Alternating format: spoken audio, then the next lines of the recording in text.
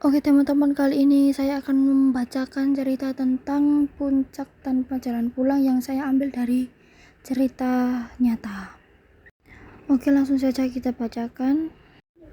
Gunung itu tampak kecil dari kejauhan, hanya seperti gundukan hijau yang ramah di bawah langit biru. Rio tertawa lebar sambil menunjuk ke arah puncak. "Ayo guys, gunung ini kecil, mendaki itu gampang banget, paling cuma 3 jam," serunya dengan nada sombong. Arga, sahabatnya, hanya mengangguk sambil membenahi letak ranselnya yang berat. Bagi mereka, ini hanyalah sekedar jalan-jalan sore yang biasa. Sedangkan di sisi lain, Maya dan Santi berjalan di belakang, asyik mengobrol tentang bekal yang mereka bawa. Hutan di sekitar mereka terasa tenang, dengan kicauan burung yang mengiringi langkah kaki di atas tanah yang empuk. "Setuju, lagian kita bawa bekal banyak," kata Maya sambil tertawa. Mereka tidak merasa perlu terburu-buru. Gunung ini terasa seperti taman bermain yang luas bagi mereka berempat. Mereka mencapai puncak tepat saat matahari mulai tenggelam. Langit berubah menjadi warna jingga yang pekat, memberikan pemandangan yang luar biasa indah. "Tuh kan, udah dibilang gampang, akhirnya sampai puncak," seru Rio dengan nada bangga. Maya berdiri di sampingnya, terpesona oleh keindahan itu tanpa menyadari bahwa bayangan di lembah mulai memanjang dan terasa lebih gelap dari biasanya. Kegelapan turun lebih cepat dari yang mereka bayangkan. Saat mulai turun, jalur yang mereka lewati seolah-olah tertelan oleh hutan.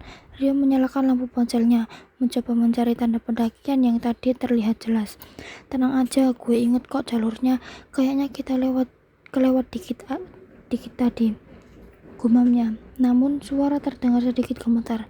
Arga berdiri di belakangnya menatap ke dalam hutan yang kini terasa seperti mulut raksasa yang hitam. Udara menjadi sangat dingin dengan tiba-tiba. Santi mulai merasa ada yang tidak beres dengan jalur setapak yang mereka lalui berakhir di dinding semak berduri yang sangat lebat.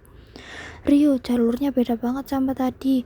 Udah 2 jam kita muter-muter di sini," keluh Arga. Santi memegang lampu di kepalanya, menyinari tanaman-tanaman yang tampak bergerak pelan, seolah-olah mereka sedang diawasi oleh sesuatu yang tidak terlihat. Maya menarik napas pendek saat dia melihat sesuatu di balik pohon besar. Ada bayangan hitam yang sangat tinggi dan kurus, berdiri diam tanpa suara.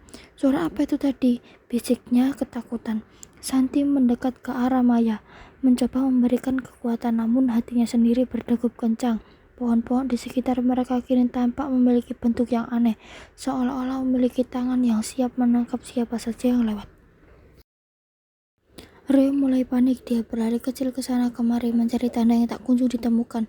"Rio, kita benar-benar tersesat, udah gelap total dan hawa dingin banget," teriak Santi dengan suara parau. Rio berhenti sejenak, menatap ke arah kompas di tangannya yang terus berputar tanpa arah, menyadari bahwa logika yang dia banggakan telah hilang di tempat ini. Arga menyadari sesuatu yang mengerikan. Pohon-pohon di sekitar mereka tidak lagi tampak seperti pohon biasa. Kulit kayunya menyerupai wajah-wajah yang sedang merintih kesakitan. "Hutan ini kayak berubah, gak ada jalan keluar," serunya Maya memegang lengan Arga dengan sangat kencang. Matanya menatap liar ke arah hutan yang seolah-olah sedang bergeser dan menutup setiap ruang gerak mereka. Mereka tertunduk lemas di bawah sebuah akar raksasa yang melengkung. Rio dan Arga saling bersandar, kelelahan dan kedinginan. "Aku capek, kakiku sakit banget," bisik Rio dengan suara nyaris hilang. Di sekitar mereka kabut tebal mulai muncul dari tanah, membawa aroma tanah basah dan kesunyian yang mencekam. Mereka mulai menyadari bahwa waktu tidak lagi berjalan dengan normal di sini. Sedangkan Maya dan Santi mulai berjalan perlahan ke dalam kabut yang kini bercahaya kebiruan. Tubuh mereka mulai terasa ringan dan bayangan mereka perlahan-lahan menyatu dengan kegelapan hutan. Tidak ada lagi jalan pulang, tidak ada lagi suara dari dunia luar. Mereka telah masuk ke dalam dimensi yang berbeda, menjadi bagian dari legenda gunung kecil yang tidak pernah melepaskan siapapun yang meremehkannya. Mereka terjebak di sana selamanya. Oke, itu tadi adalah cerita pendek tentang puncak tanpa jalan pulang. Terima kasih sudah menonton dan mendengarkan cerita pendek saya. Terima kasih.